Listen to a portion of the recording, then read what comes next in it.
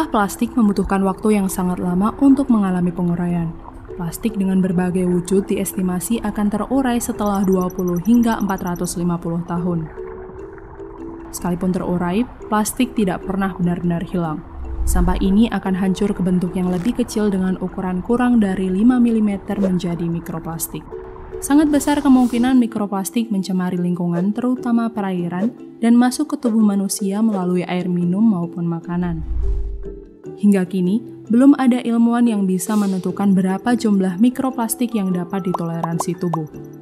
Namun, seiring berjalannya waktu, toksin dari mikroplastik yang menumpuk dalam tubuh bisa mempengaruhi sistem imun, merusak jaringan neuron pada otak, hingga meningkatkan resiko kanker. Kebiasaan membakar sampah plastik secara sembarangan juga bukanlah solusi. Zat berbahaya seperti dioksin dan fluoran yang dilepas pada saat proses pembakaran sampah plastik sangat mudah mencemari tanaman. Selain itu, zat-zat tersebut bisa mengontaminasi daging, telur, hingga susu dari hewan ternak konsumsi manusia. Dioksin maupun furan yang berlebih dalam tubuh dapat menyebabkan kerusakan hati, gangguan pada sistem reproduksi, sistem imun, hingga cacat lahir. Apakah mungkin manusia sama sekali tidak menggunakan plastik yang akan kembali menjadi sampah? Belum ada ahli yang dengan tegas menyatakan kita dapat melakukan itu. Kita sebenarnya bisa memperpanjang umur plastik dengan pemakaian yang berulang-ulang ataupun mengolah sampah plastik melalui daur ulang. Semakin banyak sampah plastik yang bisa didaur ulang, maka jumlah sampah plastik yang berakhir di TPA bahkan lingkungan akan berkurang. Namun, hanya plastik-plastik tertentu yang bisa didaur ulang. Setiap jenis plastik mempunyai kelas yang berbeda.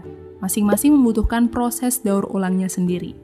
Oleh karenanya, proses memilah atau memisahkan sampah menjadi langkah awal untuk menanggulangi permasalahan sampah plastik.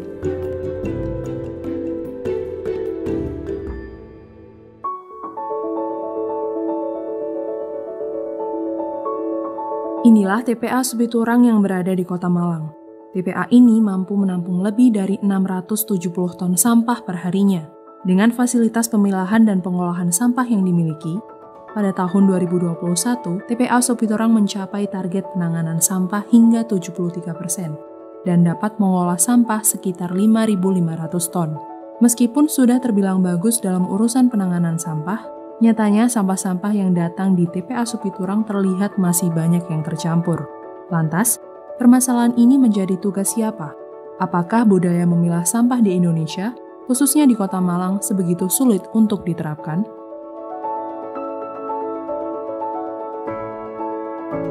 Saya kira pemerintah hadir bagian dari penanganan sampah. Bagaimana sampah itu ditangani, bagaimana perjalanan sampah dari TPS ke TPA, di mana di situ bicara teknologi, bicara moda pengangkutan, itu pemerintah harus hadir. Tapi masyarakat juga harus siap untuk memilah sampah. Sepanjang sampah sudah dipilah dan dibuang ke tempat semestinya, pemerintah harus mengangkut sampah tersebut untuk dibuang ke TPA. Budaya memilah itu belum terlalu besar, tapi alhamdulillah semakin tahun kesadaran itu semakin tinggi. Terus meningkat setiap tahun, khususnya di Kota Malang, walaupun belum besar banget tapi lumayan. Di gerakan kami, kampanyenya itu adalah Start Easy, Baby Step. Gak mau muluk-muluk dulu deh, gak harus langsung 7 jenis dari sampah anorganik dipilah dalam satu waktu. Karena sebenarnya pilah sampah itu, konsepnya itu tergantung diri kita sendiri kok. Kalau misalkan kita sudah punya niat, maka kita tinggal lihat kemampuan kita sebenarnya sampai mana.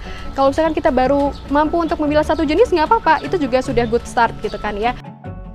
Dalam Peraturan Pemerintah Nomor 81 Tahun 2012 tentang pengolahan sampah rumah tangga dan sampah sejenis sampah rumah tangga tertulis, setiap orang pada sumbernya yang mana masyarakat juga harus memilah sampah, dengan mengelompokkan paling sedikit 5 jenis sampah. Sayangnya, saat proses pengangkutan sampah dari rumah ke TPS maupun dari TPS menuju TPA, masyarakat mungkin akan merasa usahanya sia-sia ketika melihat sampah yang sudah mereka pilah tercampur kembali saat diangkut dengan gerobak maupun truk. Ketika sampah diangkut memang harus dicampurkan karena gerobaknya cuma satu. Kecuali kalau gerobaknya ada organik, anorganik atau mungkin pengangkutannya, modenya, jamnya dibedakan mungkin bisa. Tapi walaupun dicampur di gerobak, tapi begitu sampai di TPS pasti akan dipilah. Pengelolaan sampah nyatanya memang bukan tanggung jawab sepihak saja. Tak hanya pemerintah, masyarakat, hingga pihak swasta sekalipun mempunyai porsinya masing-masing untuk menangani persoalan sampah. Kami sangat menyambut baik semua orang yang mau bergerak di lingkungan, dari swasta, mahasiswa, dari lembaga pendidikan, dari lembaga-lembaga kemasyarakatan. Karena kita mengelola lingkungan tidak mungkin hanya bisa dilakukan oleh pemerintah sendiri. Kami ini apalah, tanpa didukung oleh banyak pihak, tanpa didukung oleh orang lain, kami tidak akan bisa. Budaya memilah sampah mungkin hanya sebuah langkah kecil dalam isu sampah dan lingkungan. Namun jika langkah kecil ini tidak segera dipikirkan dan dijalankan dengan serius, bukan hal yang tidak mungkin kita akan terlambat untuk menyelamatkan generasi selanjutnya dari masalah kerusakan lingkungan dan kesehatan.